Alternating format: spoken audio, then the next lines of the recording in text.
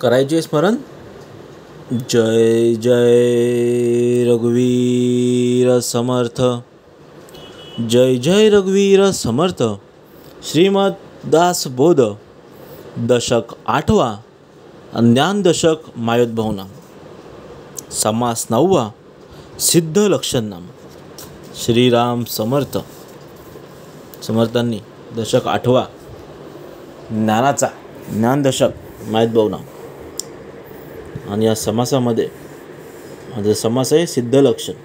सिद्धाची लक्षण सांगितलेले आहेत. स्वतःची सिद्ध स्वरूपाकार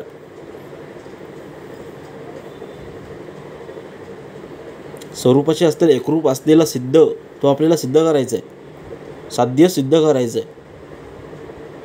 तर समर्थनीय सिद्धाची लक्षणं दाखवलेली आहेत. आपल्याच अंतरीचा गुण एकरूप होऊन आपल्याला सहतो त्याला सिद्ध असं म्हटलेलं आहे. आणि हे स्वरूप नेहमी स्वयंसिद्ध असतं, स्वतःचं सिद्ध करायचं आहे. त्याची लक्षणं आता पुढील प्रमाणात सांगितलेली आहेत. अंतर गेलिया अमृत, बाह्य काया लखलखित, अंतरस्थिती बांधता संत, लक्षण कैसी. जय सद्गुरू. स्वतः प्रश्न करतोय वक्त्याला. अंतर गेलिया अमृत म्हणजे एकदा पोटात जर अमृत गेला तर तो उजळून निघतो. बाह्य काया त्याची बाहेरची त्वचा उजळून निघते. तर अंतरस्थितीत बांधता संत म्हणजे जसा अंतरात्मात स्वरूपात गेलेल्या संतांची बाह्य लक्षणे कशी असतात ती आम्हाला सांगा. झाले आत्मज्ञान बरवे, ते कैसे पा जाणावे, म्हणून बोलिले स्वभावे. साधू लक्षणे म्हणजे ज्याला आत्मज्ञान निसंदेहपणे झालेले आहे ते कसं जाणायचं आहे या प्रश्नाचे उत्तर देण्यासाठी हे आता सर्व स्वाभाविकपणे साधू लक्षणे समर्थांनी सांगितलेली आहेत. ते आपल्याला आता श्रवण करायचे आहेत. ऐक सिद्धाचे लक्षण, सिद्ध म्हणजे स्वरूप जाण, ते ते पाहता वेगळेपण मुळीच नाही. समर्थ सांगतात सिद्धाचे लक्षण आता आपल्याला. सिद्ध म्हणजे स्वरूप जाण. सिद्धाचे मुख्य लक्षण म्हणजे जो स्वरूपाशी एकरूप झालेला आहे त्याला सिद्ध म्हटलेलं आहे. तिथे वेगळेपण जराही शिल्लक राहिलेले नसते. स्वरूप होऊन राहिजे, तया नाव सिद्ध बोलिजे, सिद्ध स्वरूप साजे, सिद्धपण. समर्थ सांगतात स्वरूप होऊन राहिजे म्हणजे स्वरूप होऊन जर राहिले तर त्याला शहाणा म्हटलेलं आहे आणि यालाच सिद्ध नाव म्हटलेलं आहे. आणि जो स्वरूपाकार होऊन राहतो त्याला सिद्ध असं म्हणतात. आणि कारण स्वरूप हे नेहमी स्वयंसिद्ध असतं. वेदशास्त्री जे प्रसिद्ध, सस्वरूप स्वतः सिद्ध, ते अशीच बोलणे सिद्ध, अन्यथा न घडे. स्वस्वरूप स्वयंसिद्ध आहे आणि हे वेदांत शास्त्र ते प्रसिद्ध आहे. म्हणून स्वयंसिद्ध स्वरूप जो स्वतःला त्याला सिद्ध म्हणता येईल म्हणावे. अन्यत्र सिद्ध या शब्दाचा प्रयोग करता येत नाही आणि कुठे करताच येत नाही.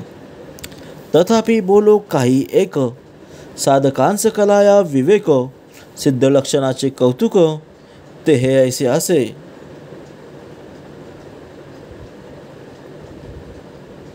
तरी पण साधकाला विचार करून जाणता यावं, समजावं म्हणून समर्थांनी सिद्धाची लक्षणं कौतुकाने वर्णन केलेले आहेत, आनंदाने वर्णन केलेले आहेत. अंतरस्थिती स्वरूप जाणली, पुढे काया कैसी वर्तली, जैसे स्वप्नेची नाथिली, स्वप्न रचना. समर्थ सांगतात अंतरस्थिती स्वरूप झाली म्हणजे ज्याप्रमाणे स्वप्नात ज्याप्रमाणे मिथ्या काही दिसते, स्वप्न दिसतात, ऐकू येतं, त्याप्रमाणे सिद्धपुरुषाची अंतरस्थिती स्वरूपाकार झाली. नंतर जो देहाने इतर सामान्य लोकांप्रमाणे व्यवहार करताना दिसतो. तथापि सिद्धाचे लक्षण काही करू निरूपण, जेणे बाणे अंतरखूण परमार्थाची. आणि तरीही परमार्थाची अंतरखूण बाणावी म्हणून एक काही सिद्ध लक्षणांचे निरूपण केले जात आहे. समोर सांगतात, सदा स्वरूप अनुसंधान हे मुख्य साधूचे लक्षण. जणी असो न आपण जना वेगळा. निरंतर स्वरूपानुसंधान हे साधूचं मुख्य लक्षण आहे. समोर सांगतात, आणि या लोकांसारखाच वागत असतो.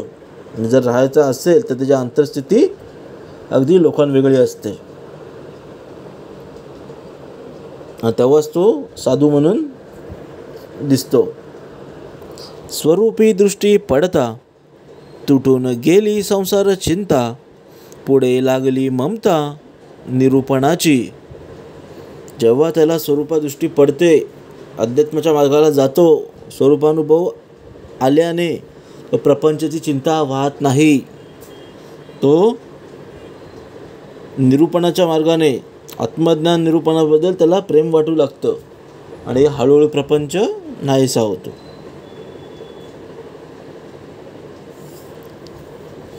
हे साधकाचे लक्षण परिसिद्धांगे असी जाण. सिद्ध लक्षण साधके विन बोलूच नये. खरं पाहिले तर हे साधकाचे लक्षण आहे, पण ते सिद्धाच्या ठिकाणी दिसून येते. कारण साधक करून पुढे सिद्ध झालेला असतो आणि त्यामुळे साधकाची लक्षणे सिद्धाच्या काही ठिकाणी आढळतात.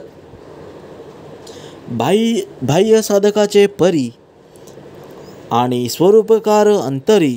सिद्ध लक्षण चतुरी जाणीजे ऐसी. म्हणजे बाहेरून त्याचे आचरण उत्तम साधकासारखे असते, पण तो अंतरी आतून स्वरूपकार झालेला असतो. हे आपल्याला ओळखायचं आहे. संदेहरहित साधन त्याची सिद्धाचे लक्षण. अंतर्बाह्य समाधान चळेना ऐसे. म्हणजे सिद्ध बाहेरून साधन करीत असला तर त्याच्या अंतरात कुठलाही संदेह नसतो. त्याचे साधन निसंदेहपणे चालते. आणि तरी बाह्य परिस्थिती कशीही असली तरी तो अंतर्बाह्य समाधान लाभते आणि ते त्याला जगही ढळत नाही. अचळ झाली अंतरस्थिती ते चळणास कैसी गती.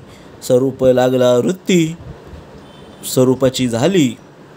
म्हणजे सतत स्वरूपानुसंधानामुळे त्याची अंतरस्थिती अडळ झाली असली तरी ते चलन होईलच कसे. म्हणजे स्वरूपकार वृत्ती सतत लागली की ती स्वरूपची ऐक्य होते. मन तो चळताच अचळ चंचळपणे निश्चळ असून चंचळ देह त्याचा. अशी स्थिती एकदा प्राप्त झाली की देहाची हालचाल होत असताना तो अंतर्यामी स्थिर असतो आणि चंचल असला दिसत असला तरी तो अंतर्यामी निश्चळ असतो. म्हणून अंतर्यामी निश्चळ असून देहाची सर्व कार्य हालचाल सुरू असते. स्वरूपी स्वरूपाची झाला मग तो पडवनची राहिला. अथवा उठोनी पळाला तरी चळेना.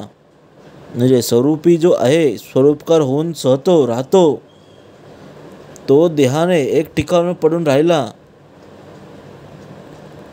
अथवा उडून धावत सुटला तरी त्याच्या अंतरस्थितीत काही बदल होत नाही. हे ते कारण अंतरस्थिती. अंतरीचं पाहिजे निवृत्ती. अंतर लागले भगवंती तोची साधू. समोर सांगतात येथे अंतरस्थितीची अत्यंत महत्त्वाची आहे. अंतर्वृत्तीच नाही अशी निवृत्ती अवस्था होणे आवश्यक आहे. ज्याचे अंतःकरण भगवंताकडे लागलेले आहे तोच खरा साधू आहे. राजा बैसता अवळीला अंगे बाणे राज कळा. स्वरूपी लागता जिव्हाळा लक्षणे बाणती. एखादा माणूस अकस्मात राज्यपदावर आला, राजा झाला की त्याच्या अंगी वज्रकळ राजाकळ आपोआप बांधते आणि त्याप्रमाणे ते स्वरूपी लक्ष लागते. तसंच प्रेम उत्पन्न झालेली काही लक्षणं आपोआप त्याच्या बाणी लागतात, अंगी लागतात. आपोआप त्याला राजकारण समजतं. एरवी अभ्यास करिता हातानं चढती सर्वता, स्वरूपी राहावे तत्वता स्वरूप होईल. म्हणजे ती लक्षणं एवढी कधी अभ्यास केला तर ती प्राप्त होऊ शकत नाही. तशाच या स्वरूपाच्या ठिकाणी स्वरूपाकार होऊन राहिलं की ती सर्व लक्षणे अंगी बांधतात. अभ्यासाचा मुकुट मणी वृत्ती राहावी निर्गुणी, संतसंग निरूपणी स्थिती बाणे. म्हणजे वृत्ती सतत निर्गुणी राहणे ही अभ्यासातील सर्वोच्च स्थिती आहे. आणि या सत्यसंगतीत सतत अध्यात्माचे निरूपण करत राहावे. आणि अध्यात्म निरूपण केलं तेव्हा सिद्धचं साध्य लक्षण अंगी बांधतं. ऐसी लक्षणे बरवी स्वरूपाकार अभ्यासावी, स्वरूप सोडिता गोसावी भांबावती. म्हणजे या स्वरूपाचं संधाने स्वरूपाकार होत असता या उत्तम व्यासांचाही अभ्यास करावा. आणि या स्वरूपानुसंधान सुटले तर सिद्धही भ्रष्ट होते. आता असो हे बोलणे ऐक्य साधूची लक्षणे, जेणे समाधान बाणे साधका अंगी. समोर सांगतात आता असे बोलणे भरपूर झाले. असो आता आपल्याला साधूची लक्षणे ऐकायची आहेत, ज्या योगे साधकाच्या अंगी समाधान लागेल तसे आपल्याला लक्षणे ऐकायचे आहेत. स्वरूपी भरता कल्पना, ते कैसी हो उरेल कामना, म्हणून या साधू जना कामची नाही. म्हणजे स्वरूप निर्विकल्प असल्याने तो कल्पना करू लागला, मिथ्या करू लागला तर त्याच्या कल्पना नाहीशी होते. तर कल्पनेमुळे होणारी कामना ती शिल्लक होते. म्हणून साधू निष्काम असतात, त्यांच्या अंगी कोणती काम वासना विकार नसतात. कल्पिला विषयो हातीचा जावा, तेने गुणे क्रोध यावा, साधू जने अक्षय ठेवा जाणार नाही. म्हणजे एखादी वस्तू भोग प्राप्त व्हावा म्हणून आलेली कल्पना केली तर ती त्याची इच्छा पूर्ण होत नाही. आणि ती इच्छा पुरी झाली नाही तर आपल्याला राग येतो.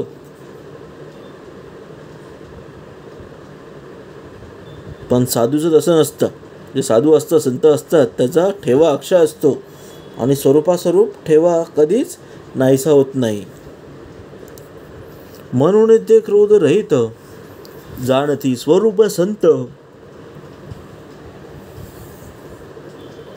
नाशिवंत हे पदार्थ सांडुनिया. म्हणून साधू हे क्रोधरहित असतात, त्यांना कधीच राग येत नाही. सर्व नाशिवंत पदार्थांचा त्यांनी मनाने त्याग केलेला असतो. आणि हे स्वरूप हे सत्य आहे, नित्य आहे, स्थिर आहे, म्हणून त्यांनी त्याचा स्वीकार केलेला असतो. जेथे नाही दुसरी परी, क्रोध यावा कोणावरी, क्रोधरहित चराचरी साधूजन वर्तती. जेथे दुसरे कोणीच नाही तेथे क्रोध येईलच कोणावर. म्हणून या जगात वावरत असूनही साधू क्रोधरहित असतात. आपला आपण स्वानंद कोणावरी करावा मद, या कारणे वाद विवाद तुटून गेला. म्हणजे आपण स्वानंद रूपाने सर्वत्र असताना गर्व केला तर कुणावर करणार, आणि त्यामुळे वादविवाद करण्याचा प्रसंग येतो. साधू स्वरूप निर्विकार, तेथे कैसा तिरस्कार, आपला आपण मत्सर कोणावरी करावा. समाजाने सांगितले साधू स्वरूपाकार असल्याने त्याचे स्वरूप निर्विकार असतात, मग तिरस्कार उत्पन्न होईलच कसा? आणि सर्वत्र आपणच आहोत, तर आपला मग मत्सर करणार कोण आणि होणारच कसा? साधू वस्तू वनायसे या कारणे मत्सर नसे, मदमत्सराचे पिसे साधूच नाही. साधू अनायसे आत्मस्वरूप झालेले असतात, त्यामुळे त्यांना विकारांना वावच नसतं. आणि वाव नसल्याने मदमत्सराची खूळ साधूच्या ठिकाणी नसते. साधू स्वरूप स्वयंभ ते कैचा असेल दंभ, जेथे द्वैताचा आरंभ झालाच नाही.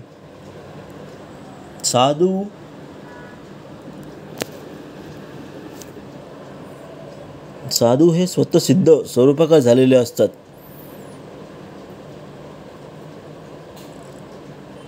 आणि त्यामुळे त्यांना द्वैत निर्माण होऊच शकत नाही. आणि तिथे दंभ तर त्यांच्या अजिबात अंतरी नसतो आणि तो येत पण नाही. जेणे दृश्य केले विसंच, तयांस कैसा हो प्रपंच, या कारणे निप्रपंच साधू जाणावा. म्हणजे ज्याने सर्व ही दृष्टी मिथ्या जाणून तिचा त्याग केलेला आहे, त्याला प्रपंच कसा असेल? म्हणून साधू हा निप्रपंच आहे. अवघे ब्रह्मांड त्याचे घर, पंचभूतिक हा जोजार, मिथ्या जाणून सत्वर त्याग केला. मग सांगतात ब्रह्मांडच त्याचं घर आहे.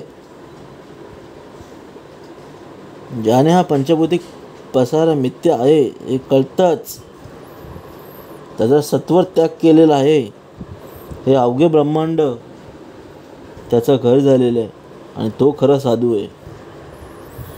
या कारणे लोभ नसे, साधू सदा निर्लोभ असे, ज्याची वासना समरसे शुद्ध स्वरूपी. म्हणजे या पंचभौतिक पसारा मिथ्या जो जाणत आहे त्याला कशाचाही लोभ नसतो.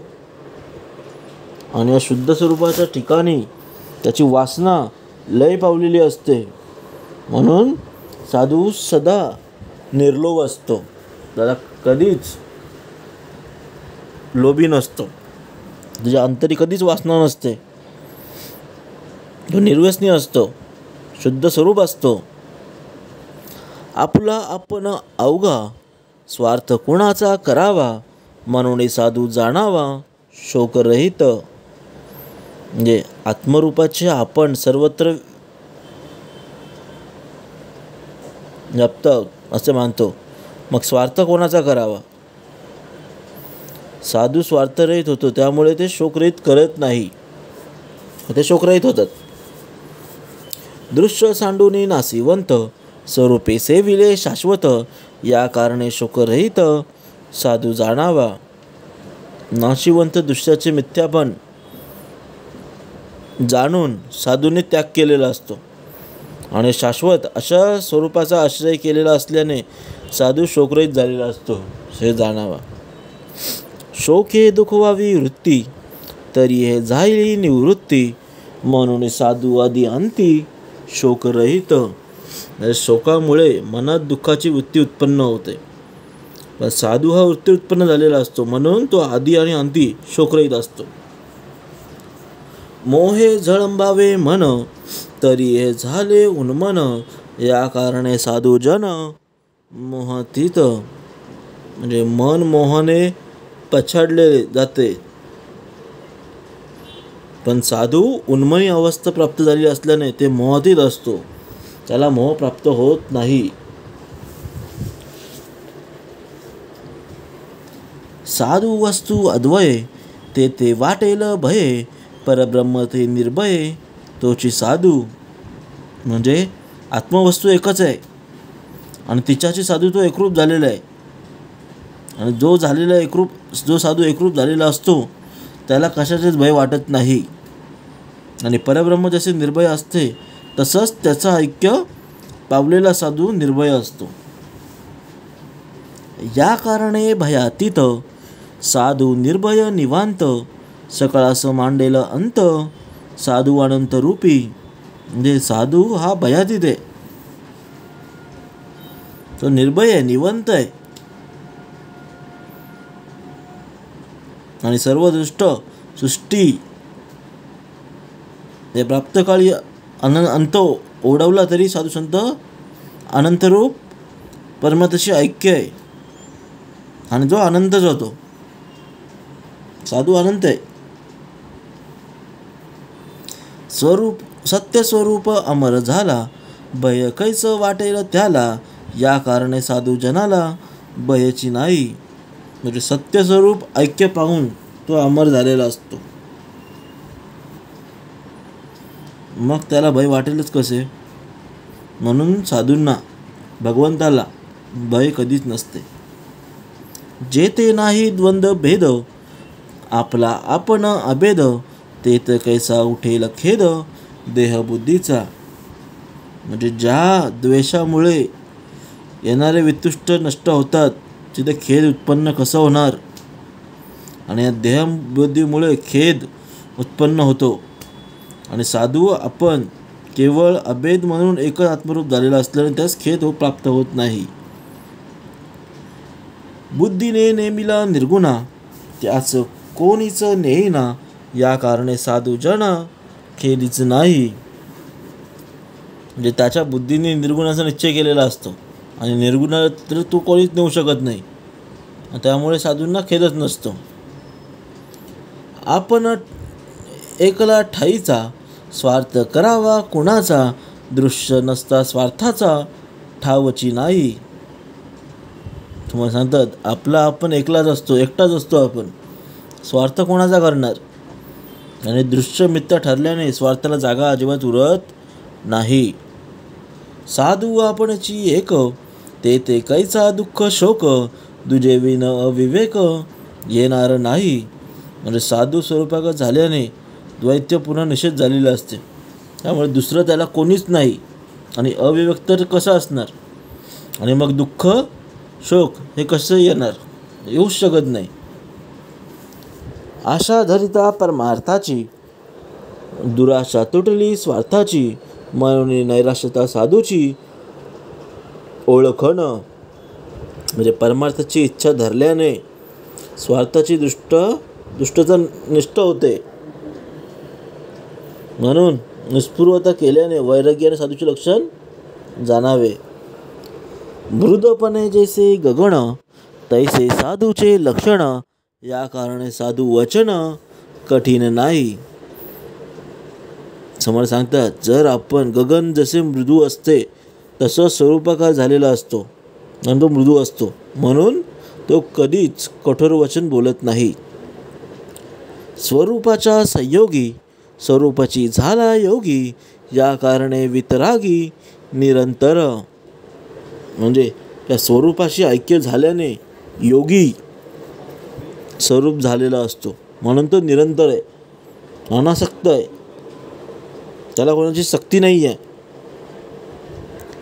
स्थिती भानता स्वरूपाची, चिंता सोडली देहाची, या कारणे होणाराची चिंता नसे.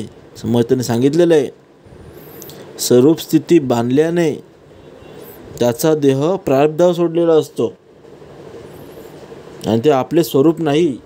तो त्याची चिंता कशाला करायची, तो चिंताही नसतो, चिंता रहित चिंता विरहित असतो, त्यामुळे त्याला पुढे काय होईल त्याची कधीच चिंता नसते आणि देहाच्या संबंधाने उत्पन्न होणारी त्याने चिंता सोडलेली असते आणि त्या गोष्टीचा तो विचार सुद्धा करत नाही.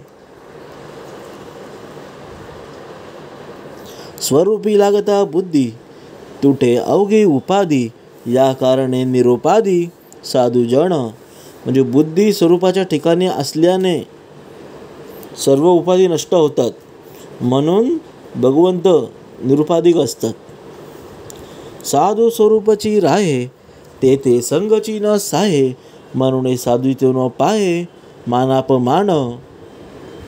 भगवंत साधू नेहमी स्वरूपकार होऊन राहतात आणि त्याचं स्वरूप तर निसंग असल्याने त्याची शास्ती निसंग होते आणि म्हणून तो मानापमानाचा विचार करत नाही. अलक्षाची लावावी लक्ष, मनोनी साधू परम दक्ष, वोडू जाणता कैपक्ष परमार्थाचा. साधू असा आहे आत्मस्थितीवर लक्ष केंद्रित करतो, म्हणून तो सध्या सावध असतो आणि नेहमी परमार्थाचा कैवार घेतो. स्वरूपने साहे मळ, म्हणून साधू तो निर्मळ, साधू स्वरूपाची केवळ म्हणून या. म्हणजे स्वरूपाच्या ठिकाणी मायारूपी मळ नसतो, म्हणून शास्त्री निर्मळ असतात, कारण ते स्वरूपाचे झालेले असतात.